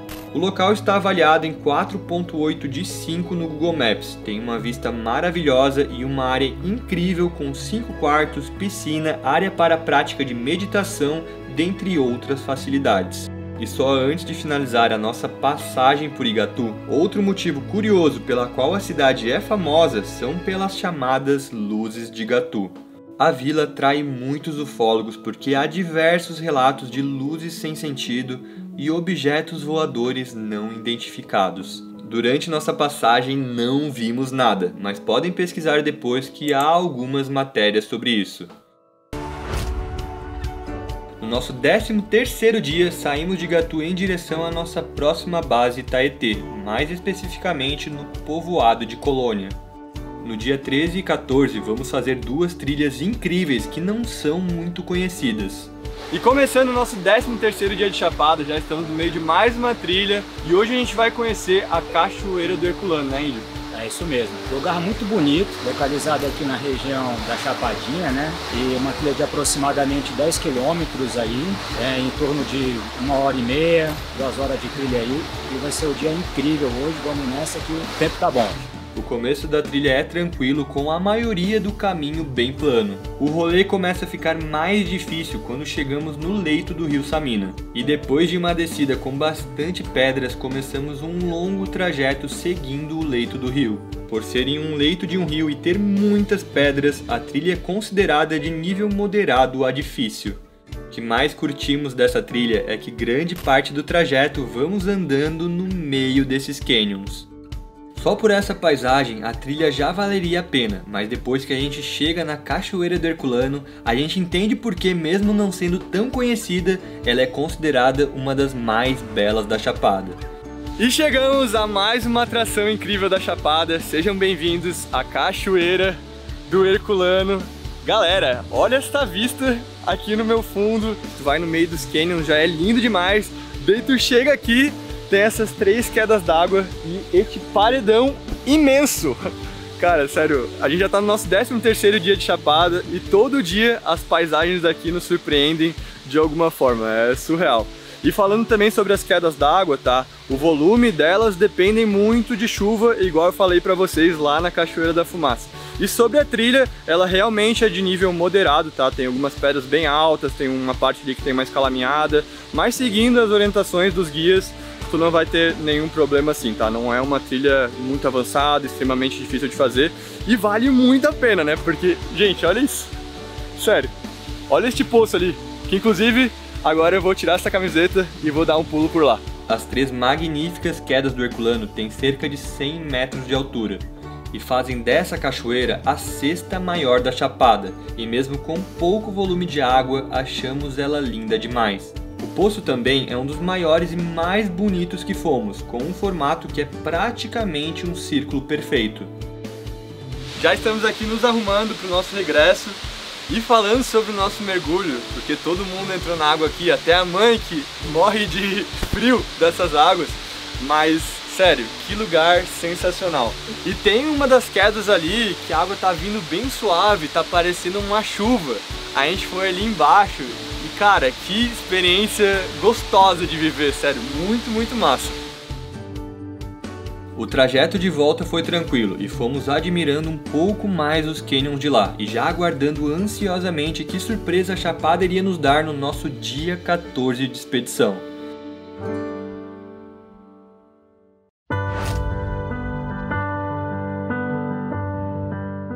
Décimo quarto dia de Chapada começando, já estamos há 2 semanas aqui explorando e mostrando tudo pra vocês. E hoje mais um dia de trilha para chegar em uma cachoeira incrível, porque o nosso objetivo é chegar até a Cachoeira Encantada, ou Cachoeira da Encantada, que é uma das maiores cachoeiras da Chapada, com cerca de 230 metros de altura.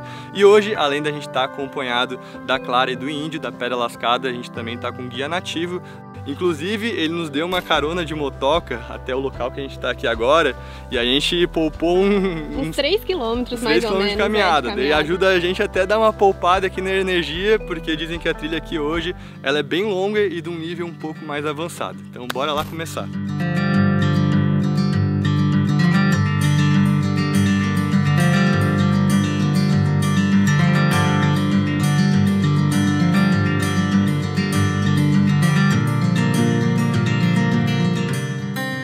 Apesar da trilha ser longa, quase não vimos o tempo passar enquanto fazíamos ela. E agora vou te contar o porquê disso. E chegamos à Cachoeira Encantada, mais uma cachoeira incrível no meio desses paredões imensos aqui.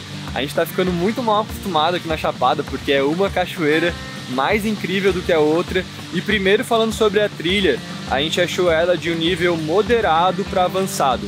Ela não chega nem a ser tão longa, nem tão difícil quanto a trilha da Fumacinha, por exemplo, mas ela é uma trilha que não é curta, dependendo de onde tu começa ali, ela vai ter de 12 a 16 quilômetros, e também ela não é uma trilha fácil.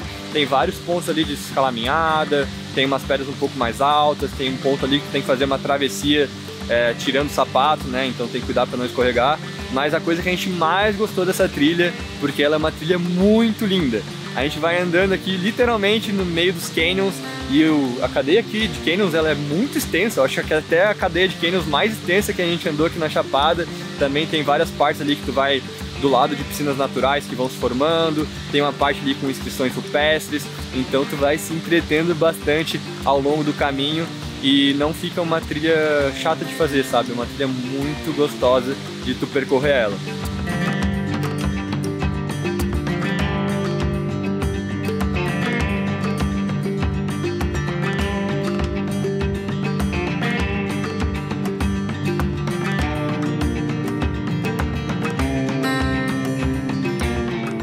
Finalizamos a trilha agora, já estamos aqui sentados, acabados. É um cansaço acumulado, né, de vários dias, mas tá valendo cada segundo, é cada paisagem diferente que vale muito a pena. Cara, tá sendo uma experiência sensacional aqui conhecer a Chapada, tá gravando esse documentário e contando um pouco de bastidores pra vocês, tá? A gente tava até brincando aqui agora que durante os dias a gente consegue lavar as camisetas, cueca, meia, bermuda e tal, mas essas botas aqui a gente usa todos os dias e não dá pra lavar elas. Tá crítica a situação. A gente não vai usar elas molhadas, né? Então ainda bem que não tem tecnologia suficiente pra sentir odor aqui nos vídeos, porque a situação tá complicada. Tá radioativo isso aqui, tá foda. É verdade. E que bom que amanhã é um dia um pouco mais light, vocês vão gostar também, pra gente dar uma descansada ali, porque tem mais dias ainda pela frente. Depois vem um dos rolês mais intensos aí da Chapada, que com certeza vocês também vão gostar. No nosso 15º dia, saímos bem cedo do povoado de Colônia rumo a Mucugê. Mas no caminho paramos em um lugar para ver uma das atrações mais encantadoras da Chapada. E começando agora pela manhã no Poço Encantado, e a atração aqui é mais ou menos na mesma vibe do Poço Azul, que foi um rolê que a gente fez lá no começo aqui da nossa passagem pela Chapada, porque é uma gruta com um poço com uma água bem cristalina, só que aqui é só para contemplação, tu não entra na água de fato.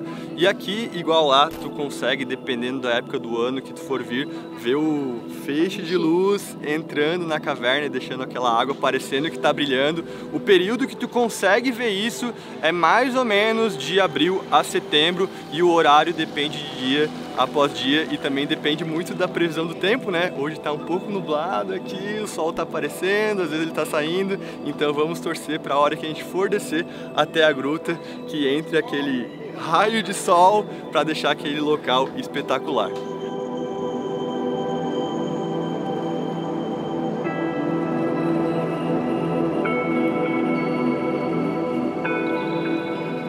E depois de alguns minutos de espera, a mágica aconteceu.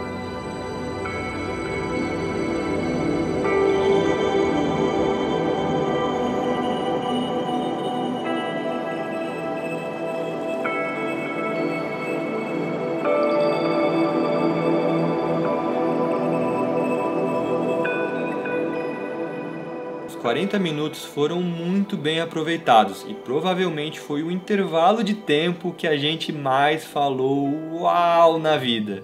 O poço tem cerca de 60 metros de profundidade e é tão cristalino que só conseguimos ver onde começa a linha da água depois que o feixe de luz entra na caverna.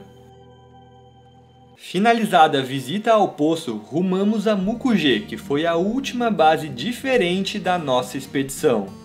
Mucugê é uma das bases mais famosas da Chapada e possui um casario bem preservado e também tombado pelo IPHAN na década de 1980. Por sorte, as decorações do São João ainda estavam na cidade, mesmo após vários dias do evento. A vontade de voltar para a Chapada para viver o São João dali só aumentava. Destaque para a rua Doutor Rodrigues Lima, que estava toda decorada com bandeirolas até a Igreja Matriz Santa Isabel.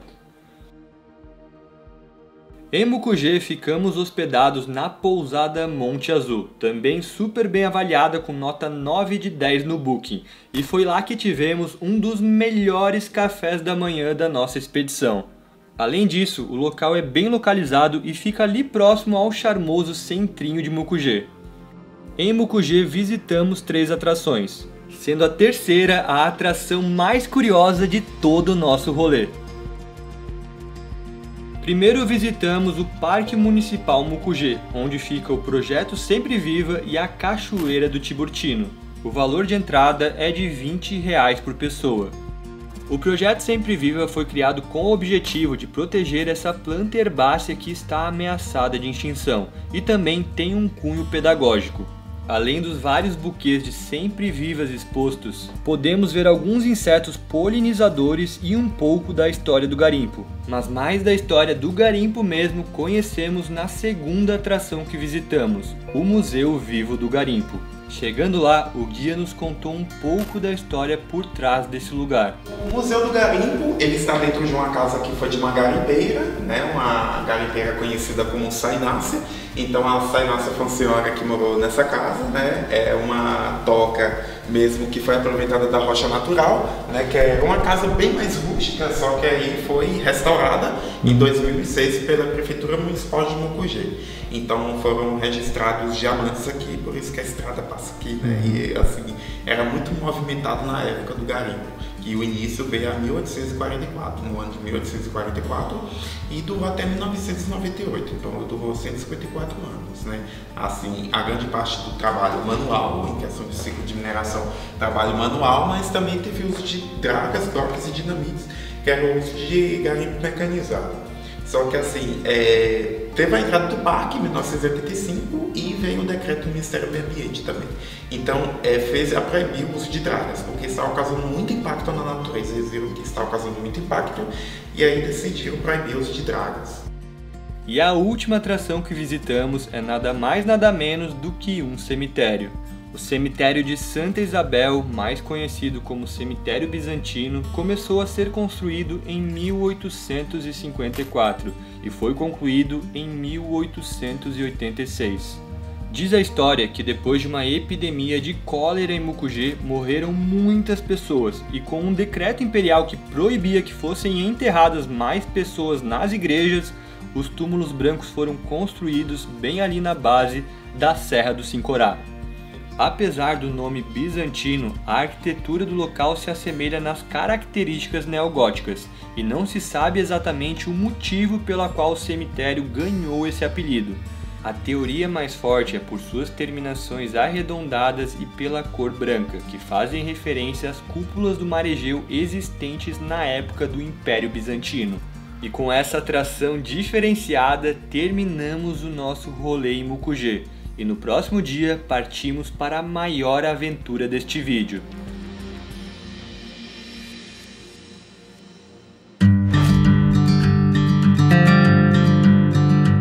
16º dia iniciando e hoje a gente começa uma das maiores aventuras desse vídeo, porque a gente está agora aqui no povoado de Guiné e a gente adentra hoje o Vale do Pati para fazer um dos trekkings mais bonitos e famosos do Brasil, né, que é o trekking do Vale do Pati. Então hoje, amanhã e depois de amanhã a gente vai estar explorando esse local.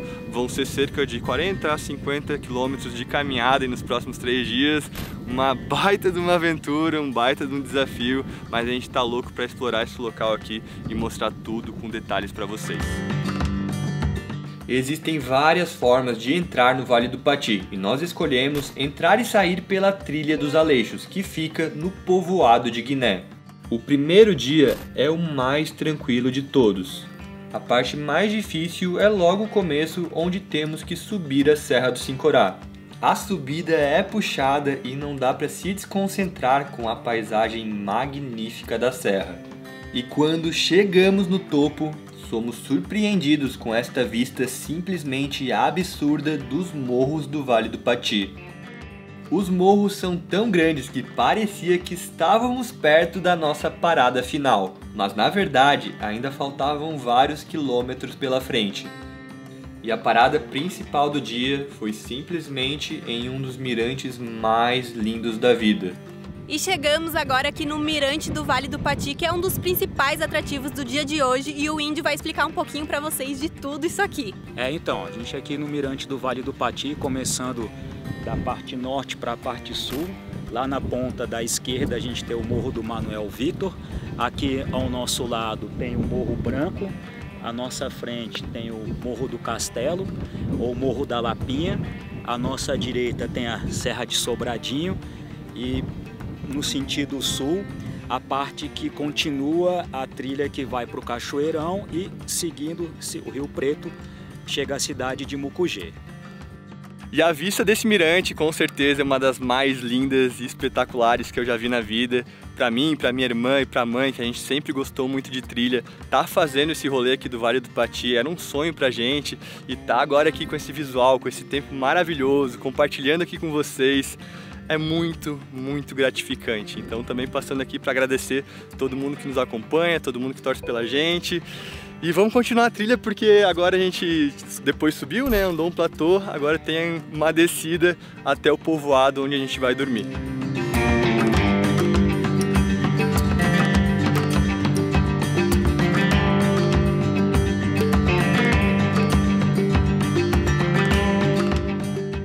E chegamos aqui na nossa hospedagem dos patizeiros. A gente está num local aqui que eles chamam de igrejinha, né? Porque realmente tem uma igrejinha aqui. E sobre a trilha de hoje no total, principalmente da última parte ali da descida, tudo que tu sobe antes ali no começo, tu desce depois. Então ela é do nível moderado, nada muito difícil, é só ir com um pouquinho de calma que tu chega. E aqui, cara, essa hospedagem ela é super simples, mas eu achei bem boa, né, Paula? A estrutura. É, tem de tudo, é tipo um hostel, né? Tipo um hostel, então aqui que a gente vai tomar café da manhã e também vai jantar. O almoço é sempre no meio do caminho, tem banheiro também, e a vista daqui é sensacional. Tu tá literalmente no meio do vale, com essas montanhas aqui no fundo. Eu quero ver de noite, quando sair o sol e começar a vir as estrelas, porque deve ficar sensacional.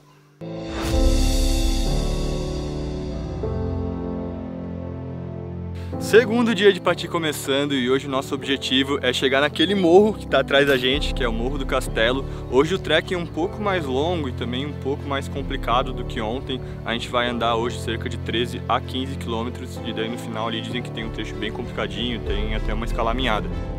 O começo do segundo dia é a parte mais tranquila, com um trecho em sua maioria de descida até a base do Morro do Castelo.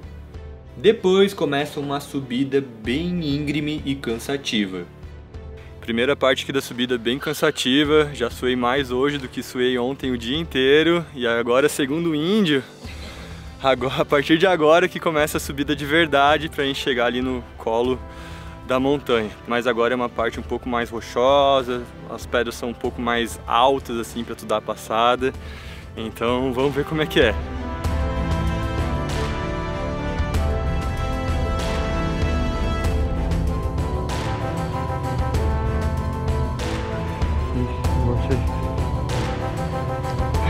Depois que eu falei pra vocês que a subida ia começar a ficar mais íngreme, mais complicada, realmente ficou até uma parte que tem um mirante muito bonito, que tu consegue ver várias das hospedagens aqui do povoado, dos patizeiros, né?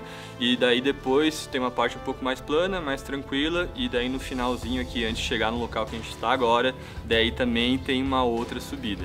E a gente está aqui agora na boca da Caverna da Lapinha, ou Caverna do Castelo, e a gente faz uma travessia por ela para dar sequência aqui no nosso rolê.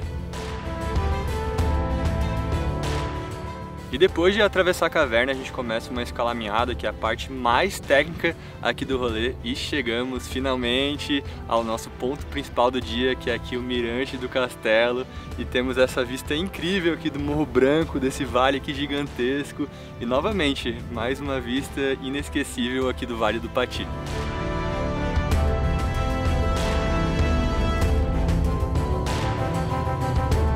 Depois do mirante principal e de uma pausa para o almoço, fomos até um outro mirante onde temos uma vista mais ampla do vale.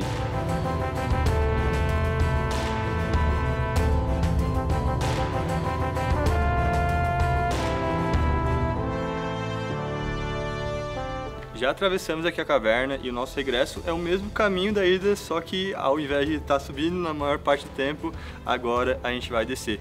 E também aproveitando para falar que o roteiro aqui do Vale do Pati, ele não é fechado, tá? Então o cliente que vai escolhendo qual lugar que vai visitar. Tem muita gente, por exemplo, que vem de manhã no Morro do Castelo e depois vai ali de tarde na Cachoeira dos Funis, só que a gente optou por ficar o dia inteiro aqui no castelo para gravar, apreciar com mais calma, enfim. Mas eu acho super importante falar isso, que não existe, assim, roteiro de 3 dias Vale do Pati vai ser isso, isso, isso. Tu pode ir brincando com as opções de atrações que tem aqui no Vale. Depende muito também do ritmo das pessoas, né? Também, total. Então tem muita gente que não quer subir aqui no Morro do Castelo porque não está se sentindo com um físico bom para isso, daí eu opto por fazer rolês um pouco mais tranquilos. E é isso aí, agora a gente vai guardar as câmeras e começar a nossa descida. Dormimos nesse dia novamente na igrejinha, e além de mais uma refeição maravilhosa, nessa noite também rolou uma roda de violão em torno de uma fogueira.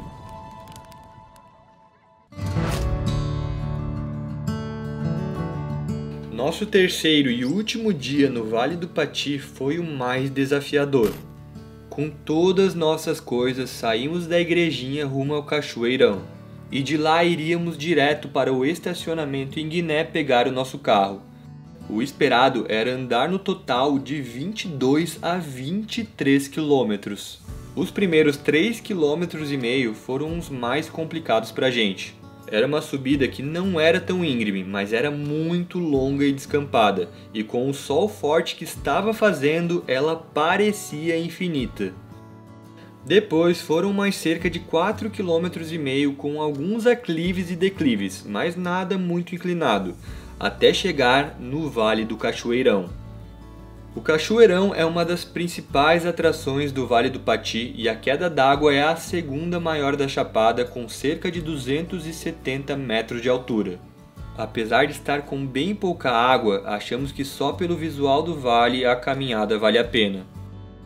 Ali em um dos mirantes do vale, que fica a famosa pedra onde muita gente bate foto, mas não recomendamos esse lugar caso você tenha medo de altura, porque realmente é muito alto. A altura dos paredões do vale chegam a 300 metros, e esse é mais um daqueles lugares que você se sente minúsculo perto da magnitude da natureza. E aproveitando que a gente está com essa vista maravilhosa aqui do Vale do Pati, a Clara vai explicar um pouquinho para vocês de como é a formação geológica daqui da Chapada, porque é muito diferente e muito curiosa. Oi! Então, os geólogos estimam que a Chapada Diamantina foi criada há cerca de 1 bilhão de anos atrás, e boa parte da Chapada Diamantina é formada por rochas sedimentares. E aqui a Chapada, ela ao longo da sua formação já foi fundo do mar e também já foi deserto. E ao longo desse processo, os sedimentos, a argila, a areia, elas foram se depositando em várias camadas, que a gente consegue ver bem essa formação em camadas, as rochas sedimentares, quando a gente olha esses cânions, que a gente vê realmente a divisão certinha. E com o passar de bilhões de anos, num processo que a gente chama de diagênese, que é a diferença de pressão e temperatura, ela faz com que esses sedimentos, a areia, o argilito, transformem-se em rocha, arenito, argilito. E depois que esses sedimentos se depositaram, é como se aqui tivesse virado um grande platôzão. E com o passar do tempo, as placas tectônicas se movimentando, criava fissuras nesse platô. E aí a água, o vento, esse intemperismo físico ou químico foi escavando essas fissuras e assim foram, no passar de milhões de anos, esses vales foram sendo criados, abertos, né? E também os morros foram virando o que a gente vê hoje. E os geólogos estimam que futuramente os morros ficaram cada vez menores por causa do intemperismo e os vales ficaram cada vez mais fundos. Com aquela paisagem, fizemos um lanche que foi nossa última refeição no Vale do Pati. E depois do lanche, começou nosso regresso até o nosso estacionamento, onde está nosso carro lá em Guiné. Vão ser mais ou menos agora 10 a 11 quilômetros, maior parte bem plana, como esse trecho aqui. Só depois tem aquela descida que a gente subiu lá no primeiro dia, né? Que antes a gente subiu, agora vamos descer. Mas só passando aqui também para falar, galera, para quem curte trilha, para quem curte imersão assim na natureza, coloquem aí na lista de desejos vir pelo menos uma vez na vida aqui no Vale do Pati, pra Chapada Diamantina, na verdade, mas principalmente aqui pro Vale do Pati, porque, cara, a energia desse local aqui é muito única, é surreal. E tô muito feliz aí com as paisagens que a gente viu, com o tempo que tava maravilhoso, com as pessoas que a gente encontrou no caminho, trocou uma ideia. Então foi tudo perfeito. E é isso, galera. Agora vou guardar a câmera aqui porque tem chão ainda pela frente. Os últimos quilômetros foram de muitas pausas para descanso e também para se despedir com calma dessa experiência que certamente ficará marcada para o resto das nossas vidas. Ainda tivemos um privilégio de chegar no estacionamento em um horário que o sol estava iluminando a Serra do Sincorá e deixando ela mais bonita ainda. Para quem quiser ver com mais detalhes, iremos soltar um vídeo mais completo de como foi nossa experiência no Vale do Pati. Afinal, esse local merece um vídeo especial só para ele. Se o vídeo já tiver saído, vamos deixar ele linkado aqui no card.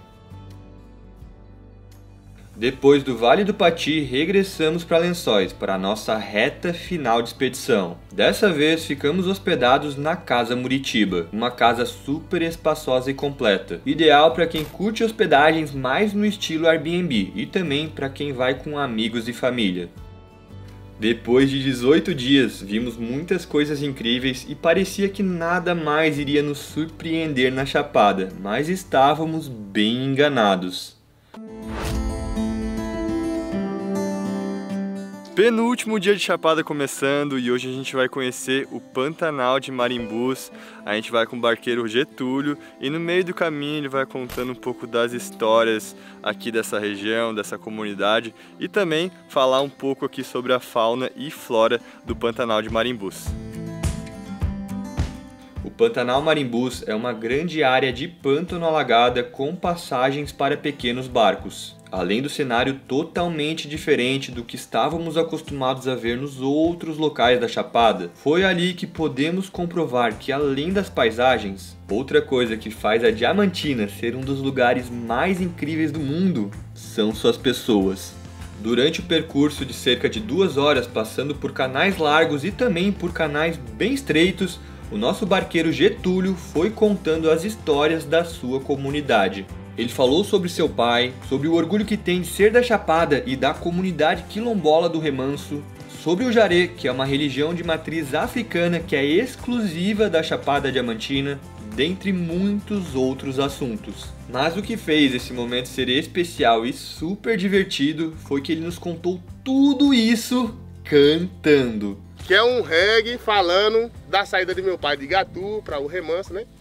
De hoje. Aí eu chamo ela o reggae da Chapada. Fala assim, ó. Incomodado, se incomode pra lá. Abusado, se abuse pra cá. Hoje eu sou feliz, eu sou filho do lugar. Hoje estou feliz, eu sou nativo da Chapada. Da Chapada, Meu pai nasceu em Igatu. Atravessou o Marimbus, que no quilombo do Remanso ainda hoje está. E na vila do Remanso irei preservar, cultivar, faço a parte, não espera você. Plante a semente, espera amadurecer. Viva feliz, encontre seu lugar. Que hoje sou feliz, eu sou nativo da Chapada.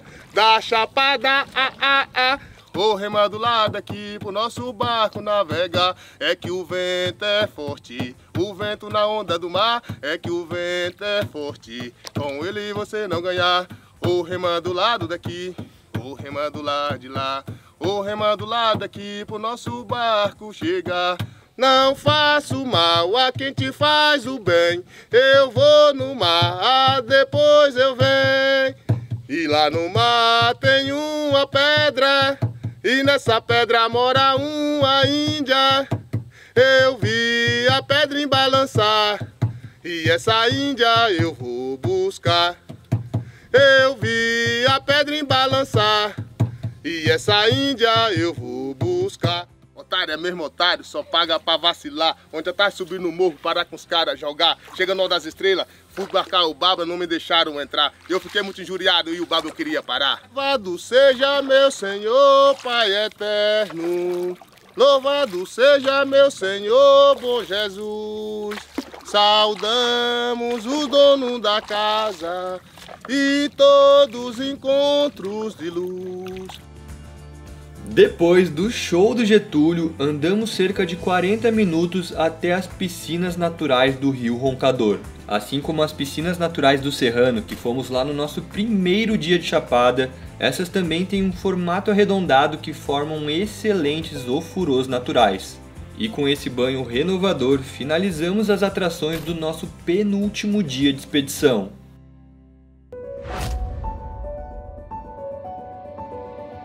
O nosso último dia começa com uma homenagem. Fomos visitar a Gruta Lapadoce, que fica no município de Iraquara e é uma das maiores cavernas topografadas do Brasil, com um sistema que soma cerca de 42 quilômetros. Infelizmente, antes do lançamento deste vídeo, a guardiã do local Cláudia Lima veio a falecer. Tivemos o privilégio de conhecer a Cláudia e sua forma gentil de tratar as pessoas, e essa parte do vídeo é uma homenagem a ela. Há algumas opções de roteiro para fazer na Gruta Lapadoce e fizemos o roteiro Poço do Lima. Na data que gravamos, esse roteiro ainda não estava aberto para o grande público, pois ainda está na sua fase de elaboração do plano de manejo, e recebemos uma autorização especial para mostrar esse local para vocês. O roteiro é de cerca de 8 horas, exige 2 guias do local e experiência prévia em trilhas e ambientes de caverna. Ou seja, não é todo mundo que pode fazer esse rolê. Antes de entrar na caverna, passamos por um pequeno museu e centro de pesquisa, onde nosso guia mostrou algumas ossadas de animais que habitavam a caverna há milhares de anos atrás, como a preguiça gigante. E ao entrar de fato na caverna e iniciar o roteiro, parece que somos teletransportados para um outro mundo. A Gruta Lapadoce, assim como a Torrinha, possui algumas formações raríssimas e nosso guia vai nos apresentando todas elas no meio do caminho. Bom, pessoal, estamos diante aqui de uma das formações mais raras no mundo todo, que são as pérolas de caverna, tá? Algo muito delicado, muito sensível, que levou milhares de anos para que alcançasse essa perfeição de uma forma mais esférica, né? Então é emocionante, indescritível a sensação de estar próximo de uma formação como essa. Algo muito raro. Vimos também alguns túneis incríveis formados pela água ao longo de muitos anos, vários salões com espelhotemas bem diferentes como esse que estamos mostrando nas imagens e por alguns pequenos poços com água cristalina que vão nos dando ideia do que estava nos esperando na principal atração do roteiro. Consideramos a trilha de nível avançado, já que ela tem vários obstáculos e até um ponto em que temos que fazer um pequeno rapel. Mas com certeza o esforço valeu a pena. E depois da gente ver um monte de coisa aqui dentro da gruta, chegou a hora da gente ir no Poço do Lima. Bora lá! 1, 2, 3...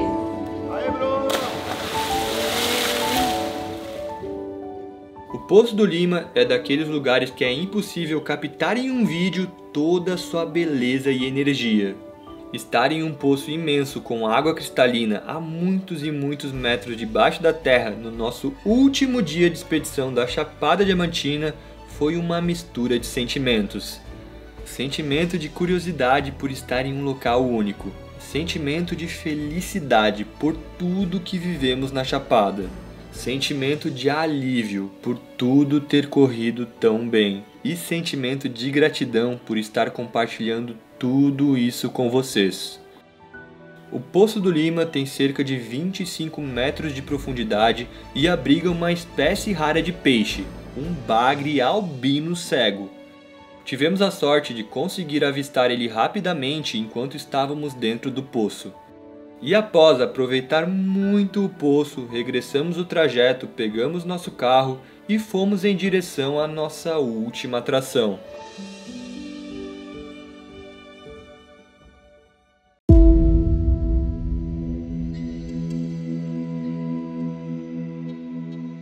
E depois da Gruta Lapadoce, a gente veio aqui no Mirante do Camelo, também conhecido como Calumbi, e é daqui que a gente vai ver nosso último pôr do sol para encerrar com chave de ouro a nossa passagem pela Chapada Diamantina. E realmente fechamos com chave de ouro.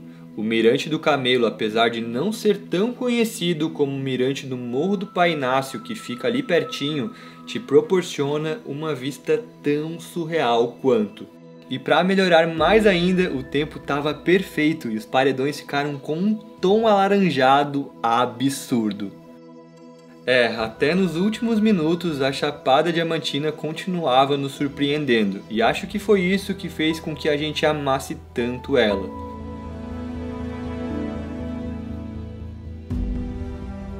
Nesse documentário vimos morros, rio com água cristalina, cavernas, cidades charmosas, museus, exploramos a história e a cultura do local, dentre muitas outras coisas. E acreditamos que se a gente ficasse mais 20, 50 ou 100 dias, ainda teríamos coisas diferentes para descobrir sobre a Chapada.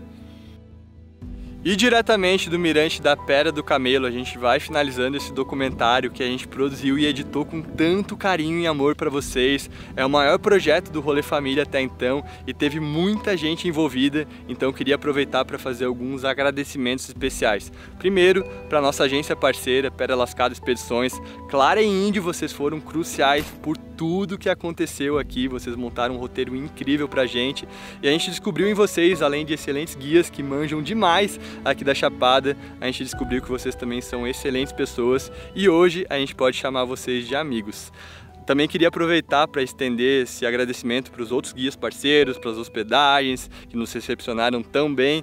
Terceiro, queria agradecer ao nosso coroa, nosso pai. Para quem não sabe, o Rolê Família é um projeto de volta ao mundo com 4 membros, tá? Eu, minha irmã, minha mãe e o meu pai Marcos, só que infelizmente ele ainda não conseguiu a aposentadoria que ele quer, mas ele queria estar muito aqui com a gente, ele está todo dia mandando mensagem, torcendo, enfim, e eu queria fazer uma promessa pro coroa que um dia a gente vai te trazer aqui pra Chapada para tu viver isso aqui junto com a gente.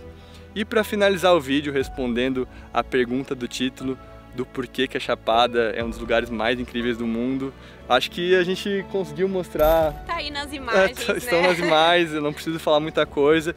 E assim, a gente não conhece nem 1% do mundo, tá? A gente ainda quer conhecer muita coisa, mas a gente conhece muito pouquinho.